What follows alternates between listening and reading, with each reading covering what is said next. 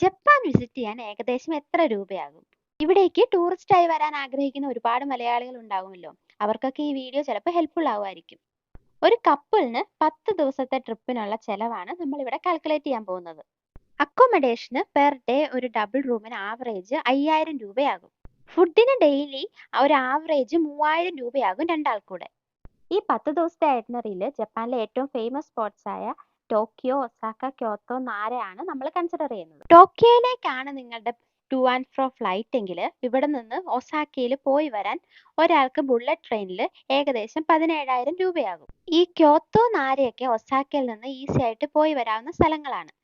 അതുപോലെ തന്നെ മൗണ്ട് ഫുജിയും കാമക്കൂറയും ടോക്കിയോയിൽ നിന്നും ഈസി ആയിട്ട് പോയി വരാം.